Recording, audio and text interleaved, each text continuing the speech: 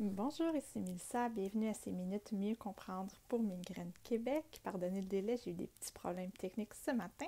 Ce matin, je veux vous parler du calendrier des migraines. Donc, si vous souffrez de migraine, vous êtes sûrement familier avec ce calendrier-là. Qu'est-ce que c'est? C'est un calendrier dans lequel on va aller noter nos crises de migraine, donc leur intensité, les traitements qu'on a pris, s'ils ont été efficaces, l'impact de la migraine sur notre journée. Donc, c'est beaucoup ça, en fait, qu'on va noter. Est-ce qu'on en a été... souvent, c'est une échelle de 1, 2, 3. Donc, 1, si on était légèrement affecté, il y avait un fond de douleur, mais on était quand même relativement fonctionnel. 2, il y a des activités qui ont été affectées. Ou 3, ben là, il a fallu vraiment cesser tout plein d'activités. Après, les niveaux de douleur, c'est pas toujours pareil pour tout le monde, mais c'est un peu comme ça qu'ils vont être évalués.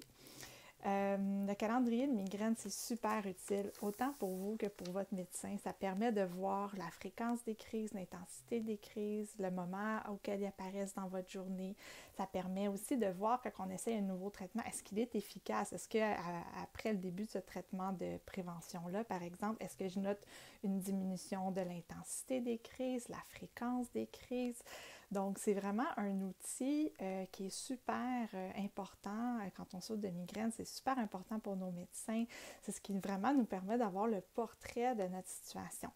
Et aussi, pour certains, ça va être important aussi pour les compagnies d'assurance. Quand vous êtes en arrêt de travail, ils vont demander ces calendriers-là parce que c'est un peu la seule chose qu'on a pour démontrer la douleur. Également, certains nouveaux médicaments qui sont sur le marché, je pense aux anti-CGRP en ce moment. Je sais que les compagnies demandent de voir y a-t-il une amélioration au niveau du calendrier de migraine. Alors, ces calendriers-là, ils peuvent être faits papier. Il y en a sur le site de Migraine Québec. Je vais vous partager un lien. Celui-là, moi, je l'ai fait moi-même à partir d'anciens calendriers pour me faire une formule que j'aimais. Dans laquelle je note justement l'intensité de la crise, le début de l'ère de crise, des médicaments que j'ai pris. Des fois, je mets des petits commentaires.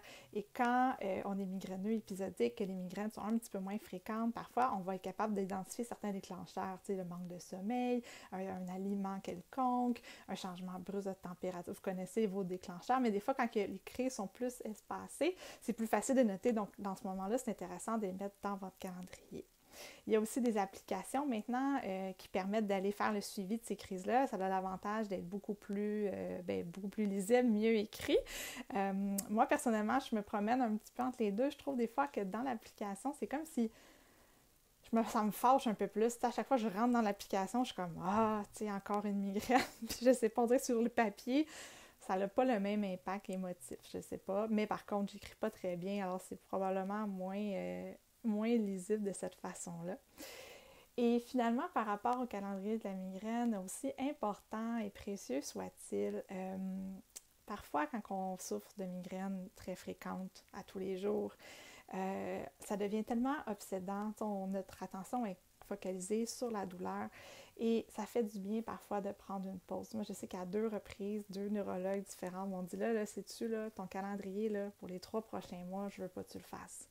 Je veux que tu arrêtes de toujours penser à ça. Parce que veux pas, à chaque fois qu'on vient vers le calendrier, on évalue le niveau de douleur, on y repense. Donc, des fois, ça peut faire du bien. Surtout si c'est une période où il n'y a pas de changement de médication. De toute façon, c'est comme le statu quo. Des fois, ça fait vraiment du bien. Moi, je sais que c'est des périodes qui m'ont fait beaucoup de bien, ces périodes-là. Donc, vous pouvez me demander aussi à votre médecin si vous vous sentez plus anxieux, si vous êtes plus impacté émotivement par vos migraines. Peut-être à discuter, je peux-tu prendre une petite pause? Euh, vous verrez oui ou non. Ça dépend si vous êtes, c'est sûr, si vous êtes en train d'essayer des nouveaux traitements, la réponse va être non, mais si tout est stable pour le reste, des fois. Alors voilà, c'est un outil qui est super précieux. Je vais vous mettre des références d'applications, de calendrier papier. Donc, que vous ayez déjà un neurologue ou pas, je vous invite à commencer si vous faites des migraines, commencez à faire ce calendrier-là avant de voir un médecin, ça va aider. Il va mieux comprendre votre portrait. C'est vraiment un peu comme une photo, hein, le calendrier de la migraine de ce qui se passe à l'intérieur de vous. Alors voilà, c'était ce que je voulais partager ce matin. Je vous souhaite une bonne journée.